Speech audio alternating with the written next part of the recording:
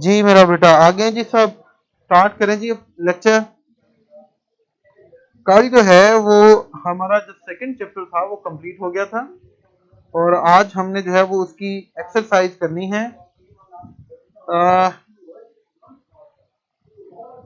जी देखें एक्सरसाइज में सबसे पहले हमारे पास वोकेबलरी का पोर्शन है। और ये आप समझे आपका होमवर्क है। ये सारे वर्ड्स जो है वो मैं आपको पहले लिखवा चुका हूँ। पहला हमारे पास वर्ड है गैदरिंग्स। गैदरिंग्स का मतलब है ओके मजमा, इज्तमा, इकट्ठे होना। एक हमारे पास वर्ड है कस्टमरी, रवाज, ट्रेडिशन। आवाज स्लो है बेटा, हमारी तरफ से साउंड का कोई इशू नहीं है। एक हमारे पास वर्ड है थॉरोली। थॉरोली का मतलब होता है मुकम्मल तौर पर, कंप्लीटली। एक हमारे पास वर्ड है कॉमन प्लेस। कॉमन प्लेस का मतलब यूजुअल, ऑर्डिनरी, कॉमन, हैबिट, रवाज होना। एक हमारे पास वर्ड है पार्टेक। पार्टेक का मतलब है to participate, to take part, हिस्सा लेना, शिरकत करना। एक हमारे पास वर्ड है ट्रेड्स। ट्रेड्स का मतलब है कैरेक्टरिस्टिक्स, क्वालिटीज, फीचर्स। एक हमारे पास वर्ड है री इनविगोरेट। री इनविगोरेट का मतलब होता है रिफ्रेश होना, ठीक है। एनलिवन भी होता है ENLIVEN, एनलिवन। तो वाह बेटा, ये हमारा जो चैप्टर खत्म होता है उसके साथ ही आगे हमारे पास जो वोकेबलरी का जो पोर्शन स्टार्ट होता है। इससे पहले हमारे पास ग्लॉसरी है। ग्लॉसरी के अंदर मैं आपको वर्ड्स बता रहा हूँ। ये ज्यादातर पेपर के अंदर जो वर्ड्स आते हैं वो ग्लॉसरी से आते हैं, इसलिए मेरा बेटा इन पेजेस को जरूर देखा करें। जैसे कि ग्लॉसरी में हमारे पास पहला है एसोसिएशन। एसोसिएशन का मतलब होता है ताल्लुक होना, लिंक, रिलेशन, ठीक है, कनेक्शन। एक हमारे पास वर्ड है सेलिब्रेशन। सेलिब्रेशन का मतलब है जश्न, पार्टी और special event at which you celebrate something. Customary, usual for somebody, traditionally. Gatherings, gatherings का मतलब मीटिंग, ब्रिंगिंग टुगेदर और coming together of people of a family. Lunar, relating to the moon, चांद से related. Partake, participate. Recipient, receiver, वसूल करने वाला। Symbolise, representation, to represent something by means of a symbol या sign। traits, traits का मतलब characteristics, खसूसियात। reinvigorate, strengthen, refresh करना, enliven, दोबारा तकवीयत देना। तो ये ग्लॉसरी के वर्ड्स मेरा बेटा जरूर देखेगा, इसी में से सिनोनिम्स वगैरह आते हैं।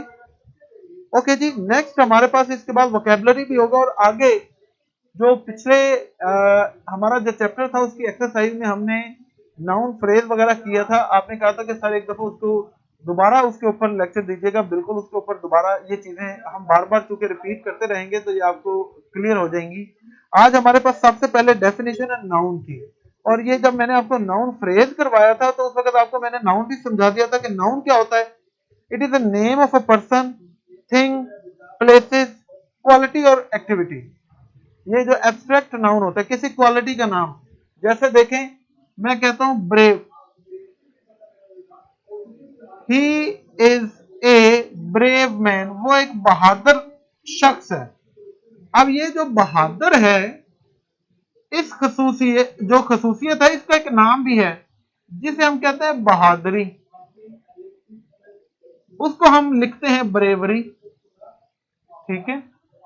इसी तरह he is an honest man, वो एक ईमानदार आदमी है, तो इसका एक नाम भी है इस खसूसियत का, वो है ईमानदारी, जिसे हम लिखते हैं ऑनेस्टी। तो ये मुराद है कि किसी क्वालिटी का जो नाम है, जाहिर है जब नाम है तो वो नाउन है। नाउन क्या होता है? It is a name of something, ठीक है, किसी जगह का, किसी पर्सन का, सबका जो है वो इसे हम कहते हैं कि जो नेमिंग वर्ड है वो नाउन कहलाता है। इसमें अब कोई परेशानी तो नहीं है, इसमें मुश्किल तो नहीं है कि नाउन की डेफिनेशन क्या होती, ठीक है। अब इसी तरह हमारे पास कुछ वर्ड्स हैं जैसे कि वो वर्ड्स हमारे पास एडजेक्टिव भी हो सकते हैं, वो वर्ब भी हो सकते हैं, और वहां से अब हमने नाउन बनाने हैं। देखिए, एक हमारे पास वर्ड है गैदर, जमा होना। ये जमा होना एक एक्शन है, ठीक है, एक एक्टिविटी है, लेकिन इसका एक नाम है जिसे हम कहते हैं इज्तमा, उसे हम क्या कहते हैं, गैदरिंग। ठीक है, माई फ्रेंड्स गैदर देयर, मेरे दोस्त वहां जमा हुए। There was a huge gathering there, वहां पर बहुत बड़ा इज्तिमा था। तो यहां पर देख रहे हैं कि गैदर ये वर्ब और ये हमारा नाउन, तो गैदर से कैसे जो है वो हमने अपना नाउन बना लिया। इसी तरह देखें, हमारे पास एक वर्ड है सिंबॉलिक। सिंबॉलिक का मतलब होता है अलामती। ये एडजेक्टिव है, लेकिन इसका एक नाम है जिसे हम कहते हैं अलामत। अलामत को क्या कहते हैं, सिंबल। तो ये जो नाम है ये हमारा नाउन है, ये क्या है, ये हमारा एडजेक्टिव है। इसी तरह हमारे पास देखें एक वर्ड है प्रॉस्पर, खुशहाल होना। ठीक है, एडजेक्टिव। इसी तरह इसका एक नाम है, उसे हम कहते हैं खुशहाली, जिसे हम कहते हैं प्रॉस्पेरिटी। तो आप देख रहे हैं कि किसी चीज का जो नाम है, किसी क्वालिटी का, किसी एक्टिविटी का, उस नाम को हम कहते हैं नाउन। इसी तरह देखें, हमारे पास एक वर्ड है डेकोरेट। किसी चीज को डेकोरेट करना, ये वर्ब है। ठीक है, सजाना। अब सजाने का एक नाम है जिसे हम कहते हैं सजावट, वो क्या होता है, decoration. I decorated my house, decorated, decorate verb. There are many decoration in my house, decoration, सजावट की चीजें। तो फिर ये क्या हो गया, डेकोरेशन। ये हमारे पास नाउन हो गया। ठीक है, इसी तरह देखें, एक हमारे पास वर्ड है एनकरेज।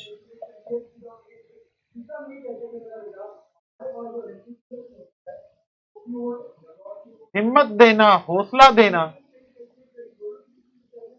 वर्ब है। इसी तरह इसका एक नाम है हिम्मत या हौसला, वो क्या होता है, एनकरेजमेंट। एनकरेजमेंट। तो ये जो नाम है ये हमारा क्या है, ये नाउन है।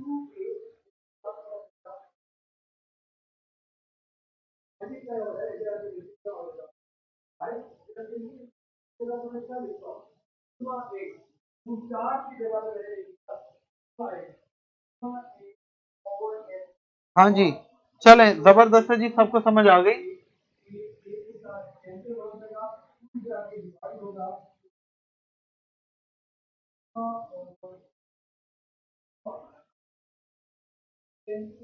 अब आपको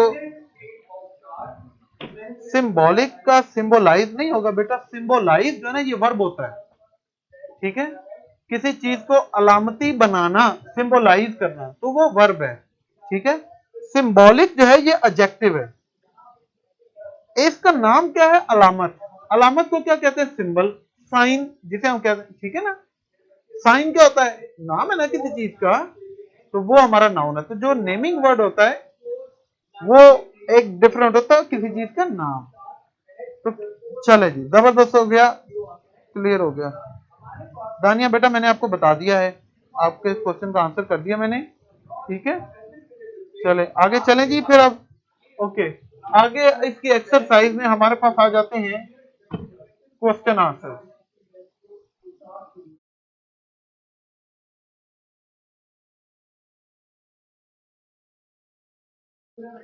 ठीक है जी, चले हमारे पास जो पहला क्वेश्चन है वो है कि when does Chinese New year start. Chinese New year जो है वो कब शुरू होता है, तो ये हमने चैप्टर में पढ़ा था कि ये हर साल एक ही तारीख को शुरू नहीं होता। It start somewhere between January 21 and February 20, तो 21 जनवरी से 20 फरवरी के दरमियान किसी भी दिन इनका नया साल जो है वो शुरू हो सकता है। जी बेटा सिंबलिज्म हो सकता है, सिंबलिज्म जो है ये भी नाम है, ठीक है, तो ये भी नाउन है। चले जी, हमारा जो पहला सवाल है उसका मैं आंसर लिखने लगा हूं। Chinese New year start somewhere around January 21st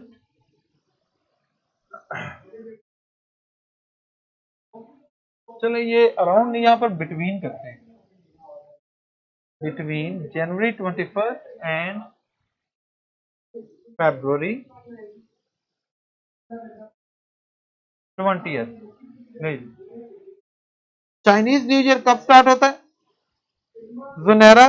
बेटा ये हमने नहीं करना, हमें ये पेपर के अंदर नहीं आएगा, हमने पेपर के अंदर जो पैराग्राफ करना होगा वो अनसीन होगा, ठीक है, हमें चैप्टर में से नहीं आएगा कि आपने translate the following paragraph into Urdu, तो हमें जो है वो लिहाजा ये नहीं आएगा, ठीक है।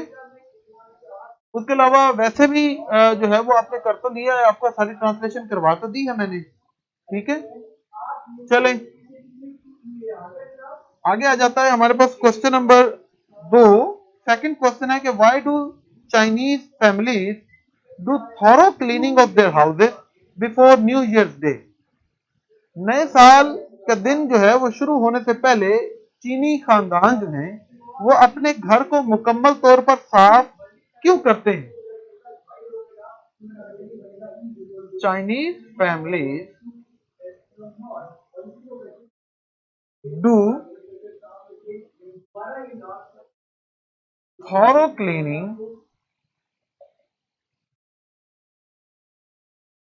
before the new year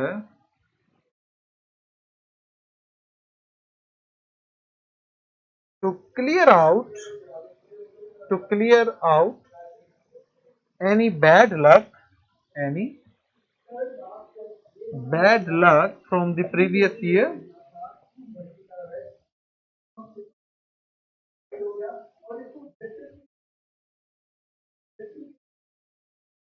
Also, they also do it to welcome good luck for the of the New Year. वो मुकम्मल तौर पर सफाई इसलिए करते हैं, Chinese families do thorough cleaning before the New Year to clear out any bad luck from the previous year, कि पिछले साल की कोई भी जो बुरी किस्मत है वो साफ हो जाए उनके घर से। They also do it to welcome good luck of the New Year, और वो ऐसा इसलिए भी करते हैं कि नए साल में आने वाली जो खुशकिस्मती है उसे वो सब खुशामदीद कहते हैं, तो इसलिए जो है वो मुकम्मल सफाई करते हैं अपने घरों में, ठीक है जी। उसके बाद हमारे पास आ जाता है क्वेश्चन नंबर 3, मैं इधर लिख रहा हूं। क्वेश्चन नंबर 3 है which color is not allowed and which color is encouraged on Chinese New Year? Why? दो सवाल हैं, कौन सा कलर नहीं उसकी इजाजत पहनने की और किस कलर के बारे में जो है वो हौसला अफजाई की जाती है पहने, वो ऐसा क्यों है? तो हम इन तमाम बातों का जवाब जो है वो इसके अंदर लिखेंगे। Wearing black is not allowed because it is associated with death. Full stop. Wearing red is encouraged because it is linked with prosperity या फिर it is linked with warding of bad spirits. चलिए इस तरह कर लेते हैं। ये तीसरे सवाल का जवाब, जी बिल्कुल बुशरा आपने सही बताया। Wearing black is not allowed because it is associated with death. ये मौत के साथ जोड़ा जाता है काला रंग। Full stop. Wearing red is encourage because it is linked with warding of bad spirit. क्योंकि ये जुड़ा हुआ है कि ये जो बुरी रूहें हैं, जो बद रूहें हैं, उनको आपसे दूर कर देता है। तो इसलिए कहते हैं जी आप रेड कलर पहने ताकि नए साल में अगर कोई बद रूहें आई हैं तो वो आपके साथ ना कहीं चिमट जाए। ठीक है जी। कौन से एमसीक्यूज बेटा मैंने मिस किए हैं? ओके, ये जो ऊपर कह रही है analysis of patterns of text organisation Chinese New Year fall somewhere, कहां पर जी? हमें पता है कि on January 21st, on February 20th, between January 21st and February 20th। तो इसका सी ऑप्शन सही है। Paragraph 1 give general details of festival, बेटा ये आपको नहीं आएगा। It is customary for families to thoroughly clean their houses before the first day, A option इसकी करेक्ट है। Hanging up signs and posters on doors and windows means luck and happiness, C option इसकी correct है। Envelopes are not to be opened until the recipient has left the home of the giver, जब तक जो है वो receive करने वाला उस देने वाले को घर से उसके घर से चला नहीं जाता वापस, तब तक नहीं खोलते। तो इसका बी ऑप्शन करेक्ट है। कश्यप, वार्ड ऑफ का मतलब होता है पुश अवे। ये मैं इधर लिख रहा हूं, पुश अवे, दूर धकेलना, दूर कर देना, ठीक है, भगा देना। ओके, ठीक हो गया जी।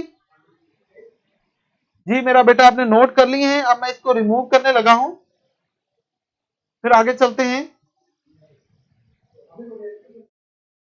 ले बेटा आपने कहा था एमसीक्यूज, मैंने एमसीक्यूज भी आपको करवा दिए हैं।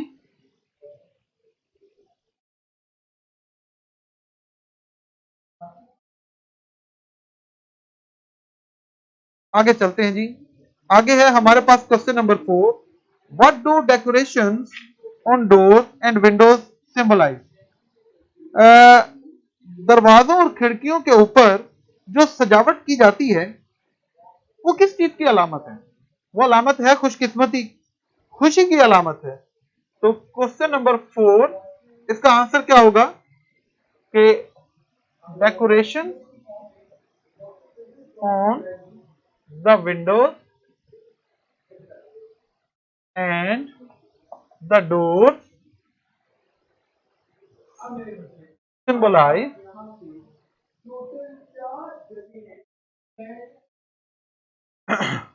good luck and happiness। वो अच्छी किस्मत और खुशी की अलामत है। तो इसलिए उनको, जी हाँ शाबाश बुशरा, ये हमने पढ़ा भी था ना कि ये फू जो है इसके पोस्टर लगाए जाते हैं, तो उसका मतलब क्या होता है? अच्छी किस्मत और खुशी। आगे चलते हैं जी। आगे हमारे पास क्वेश्चन नंबर 5 है, what is the significance of New Year eve dinner? नए साल की शाम को जो सारे खानदान के लोग इकट्ठे बैठकर खाना खाते हैं उसकी क्या अहमियत है? सिग्निफिकेंस, इंपॉर्टेंस, उसकी क्या अहमियत है? The significance of the New Year eve, New Year eve dinner is that it helps the families to spend time together। Full stop। नए साल की शाम का जो खाना है उसकी अहमियत यह है कि ये उन तमाम खानदानों को उनकी मदद करती है कि वो एक दूसरे के साथ इकट्ठे बैठकर वक्त गुजार सके, एक दूसरे को जान सके। ठीक है जी, क्योंकि देखें बाहर के मुल्कों में हर कोई काम करता है, लड़का भी काम करता है, लड़के भी काम करते हैं, कोई छुट्टियां नहीं, सारा साल काम काम काम। तो एक दूसरे के साथ बातचीत करना, मिलने मिलाने का वक्त नहीं रहता। मेटेरियलिस्टिक सोसाइटीज हैं, हम भी वैसे ही बनते जा रहे हैं, बस हर कोई काम काम काम। हमारे आबाओ अजदाद जो है, हमारे बाप दादा कहते थे पहले बड़ा अच्छा टाइम होता था, बड़ा फ्री टाइम होता था, एक दूसरे की तरफ आते जाते थे, मिलते जुलते थे। अब जिससे बात करोगे तो टाइम नहीं, टाइम नहीं, टाइम नहीं, किधर किधर क्या टाइम, हम बिजी हो गए, हमारी प्रायोरिटीज चेंज हो गई है। ठीक है, तो अब हम भी जो है वो ईदों पे ही मिलते हैं एक दूसरे से, पता ही नहीं कौन किस हालत में रह रहा है। तो बेसिकली उसका मकसद ये होता है ताकि आप एक दूसरे के साथ अपने दुख सुख शेयर कर सकें।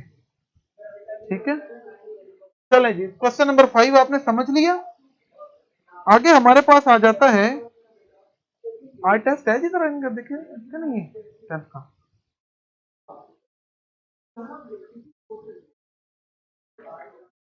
नहीं है।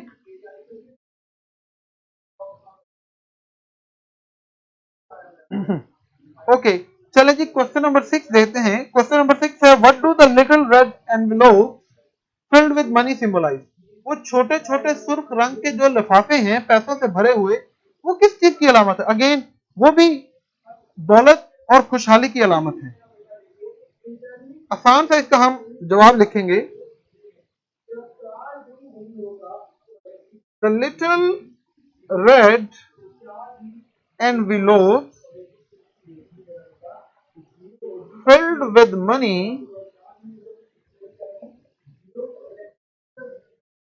symbolize wealth, symbolize wealth and prosperity, full stop। शाबाश, बिल्कुल सही।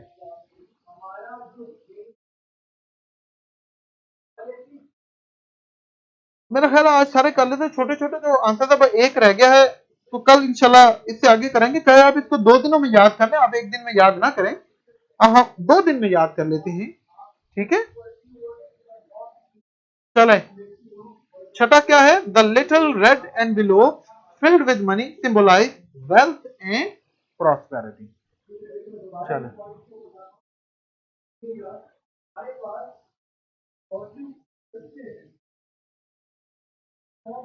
आगे हमारे पास क्वेश्चन नंबर 7 आ जाता है। क्वेश्चन नंबर 7 है, what is the importance of Chinese New year for Chinese family.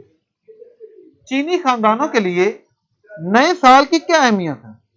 तो उनके लिए ये ऐसा टाइम होता है जहां पर जो है वो पिछला जो साल गुजर गया है उसका शुक्र अदा करते हैं और अपने आप को तकवीयत बख्शते हैं कि अब आने वाले साल में उन्होंने पहले से ज्यादा बेहतर परफॉर्म करना है। ठीक है, तो Chinese New year is important for the Chinese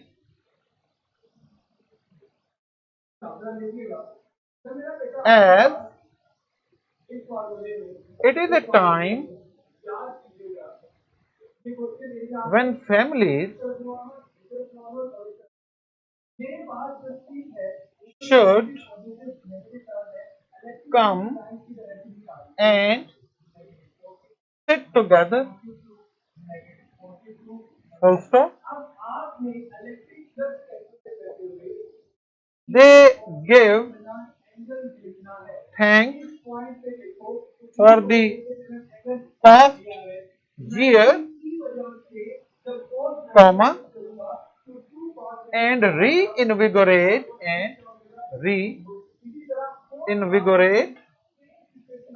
themselves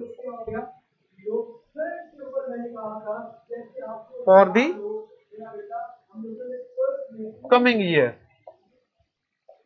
थोड़ा सा इसका आंसर जो है वो लेंथी है, लेकिन आपने प्रिपेयर कर लेना है।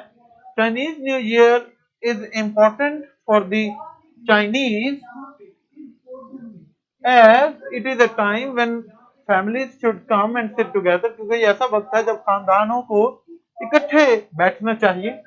They give thanks for the past year, पिछला जो साल गुजर गया उसके बारे में शुक्र करते हैं। And reinvigorate themself for the coming year, और नए आने वाले साल के लिए अपने आप को ताजा दम करते हैं कि अब हम दोबारा मेहनत करेंगे। ठीक है जी, चलें, बस आज हम इतना ही करेंगे, काफी हमने आज तो काम किया। कल इंशाल्लाह इसकी एक्सरसाइज में जो फर्दर चीजें हैं वो करेंगे। अच्छा, दानिया कह रहे हैं there is something missing in today's class. क्या मिसिंग है दानिया बेटा?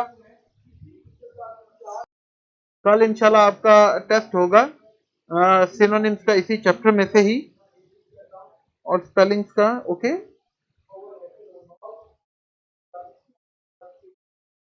शमजा बेटा, ये तो अभी हम देखें ना, पहले 3 वीक्स पढ़ तो लें, फिर उसके बाद सिलेबस डिसाइड करेंगे। ठीक है, अभी तो हमें 1 वीक हुआ है स्टार्ट किए, आई थिंक सो।